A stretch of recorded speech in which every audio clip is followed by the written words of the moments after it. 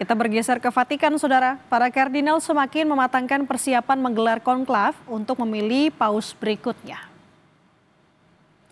Meskipun para kardinal saling tidak mengusulkan diri untuk jabatan paus, mereka tetap harus menentukan calon paus dari sejumlah kardinal yang dianggap memiliki kualitas untuk menjadi paus. Sudah ada sejumlah kardinal yang dianggap layak, Saudara.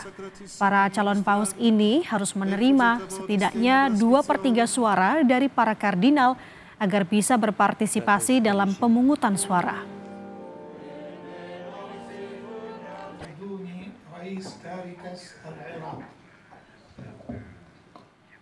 Saudara, wafatnya Paus Fransiskus menandai akan diselenggarakannya pemilihan paus baru yang melibatkan kardinal gereja Katolik di seluruh dunia.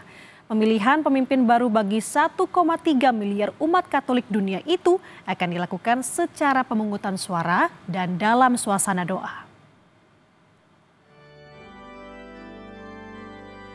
Ketika seorang paus wafat, terjadi periode sede vacante atau tahta suci yang kosong. Setelah paus meninggal, Sang Carmelengo atau kepala rumah tangga kepausan harus mengesahkan kematian itu dan menyegel apartemen kepausan. Ia menjalankan tugas administratif dan keuangan tahta suci sampai paus baru terpilih dan menjalankan tanggung jawab itu. Tugas Carmelengo yang sebagian besar bersifat seremonial saat ini dipegang oleh Kardinal Kevin Farrell, seorang imam kelahiran Irlandia Amerika. Kardinal yang selama ini bertugas di Vatikan itu yang juga mengumumkan wafatnya paus pada Senin pagi 21 April. Hampir semua pejabat di kantor Vatikan menyelesaikan masa tugas mereka ketika seorang paus wafat. Beberapa tetap menjabat, termasuk Menteri Luar Negeri dan pembawa acara liturgi yang memainkan peran penting dalam menyelenggarakan konklav, pertemuan para kardinal untuk memilih seorang paus secara tertutup. Dekan Dewan Kardinal memanggil para kardinal untuk pemakaman dan memimpin misa sebelum konklav dimulai. Jabatan itu saat ini dipegang oleh Kardinal Giovanni Battista Re, pensiunan kepala kantor Uskup Vatikan. Kematian seorang paus menandai dimulainya rangkaian peristiwa yang meliputi konfirmasi kematian di rumah paus, pemindahan peti jenazah ke Basilika Santo Petrus untuk penghormatan terakhir masyarakat, misa pemakaman, dan penguburan. Penguburan harus dilakukan antara hari ke-4 dan ke-6 setelah kematian. Setelah pemakaman, ada 9 hari berkabung resmi yang dikenal sebagai Noventiali. Selama periode ini, para kardinal tiba di Roma. Konklav harus dimulai 15-20 hari setelah sede vacante diumumkan, meskipun dapat dimulai lebih cepat jika para kardinal menyetujuinya. Para kardinal yang berusia di bawah 80 tahun yang memenuhi syarat untuk memberikan suara. Peraturan saat ini secara teoritis membatasi jumlah pemilih hingga 120, tetapi paus seringkali melampaui batas itu. Menurut statistik Vatikan yang terakhir diperbarui, ada 135 kardinal yang berusia di bawah 80 tahun dan memenuhi syarat untuk memilih.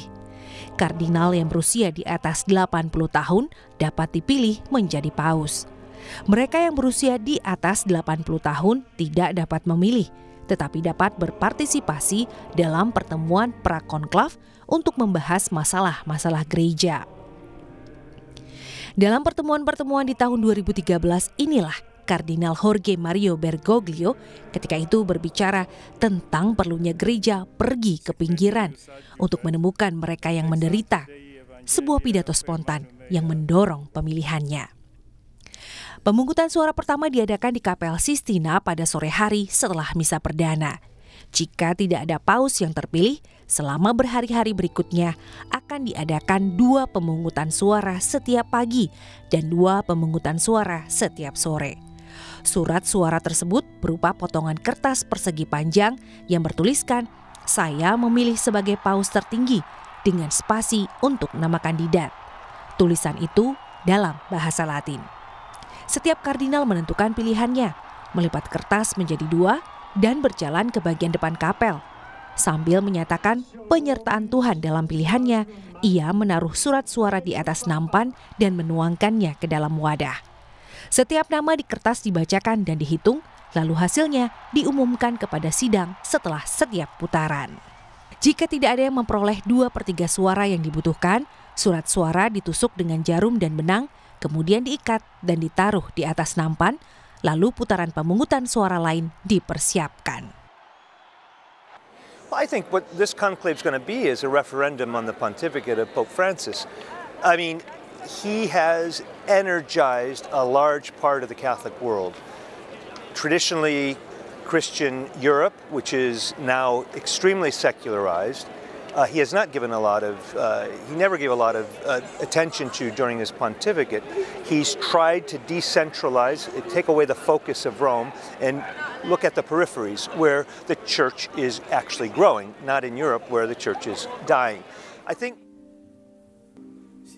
para kardinal yang terlibat pemilihan harus mematuhi kerahasiaan mutlak dan tegas dilarang menggunakan perangkat perekam audio atau video apapun. Sanksi tegas juga menanti kardinal yang menerima uang atau janji jabatan untuk suara mereka. Setelah ditusuk, surat suara dibakar dalam tungku silinder.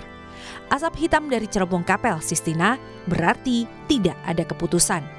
Namun jika asap putih, itu menandakan para kardinal telah memilih seorang paus dan ia telah menerimanya. Lonceng juga dibunyikan menandakan pemilihan paus. Paus baru diperkenalkan dari balkon yang menghadap lapangan Santo Petrus dengan kata-kata Habemus Papam atau kita memiliki seorang paus. Paus baru dipersilakan memilih nama kepausannya dengan mengambil nama seorang santo.